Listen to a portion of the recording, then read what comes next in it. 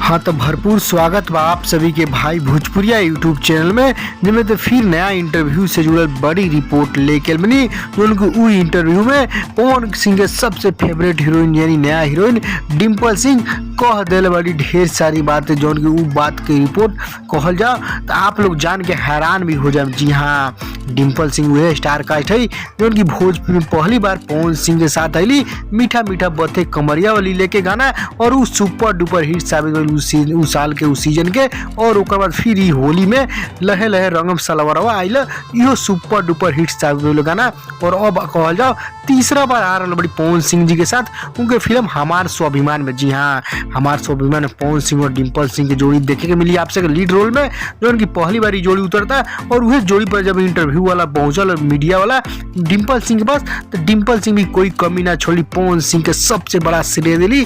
भोजपुरी ही ना सभी स्टार सभी फैंस लोग खतरा और भोजपुरी के मान मर्यादा अब कोई कम नहीं के, ऐसा ढेर सारा बात कहले बड़ी। जी हाँ, तो सारा कुछ इंटरव्यू के खुलासा करें, बस आप पूरा वीडियो अंत तक देखी।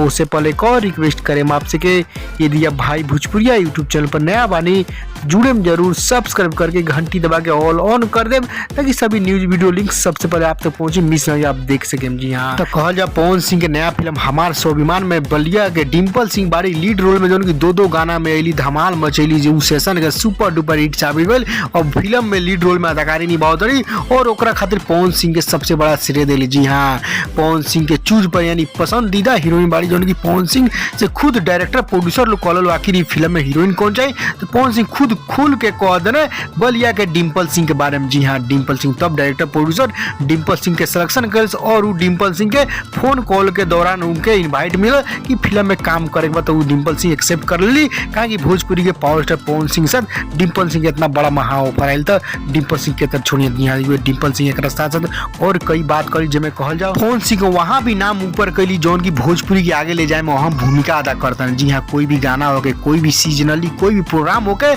पवन सिंह की कोई कमी ना छोड़ी, सभी में सुपर डुपर हिट करी आगे बढ़ाओ में, और सबसे अपन फेवरेट पसंदीदा भी करी। जी हाँ, फैन भी बड़ी बलिया के डिम्पल सिंह, जो उनकी मीठा मीठा बथे कमरिया लहे लहे रंगम सड़िया गाना आई। जी हाँ, तो अब हमारे स्वाभिमान में आप सब देख सकें। जी हाँ, इस जोड़ी के आप लोग फिल्म कैसे लगी, हमारे स्वाभिमान पवन डिम्पल का आप लोग जोड़ी कितना पसंद करनी लाइक शेयर करें, खबर के जरूर आप सब।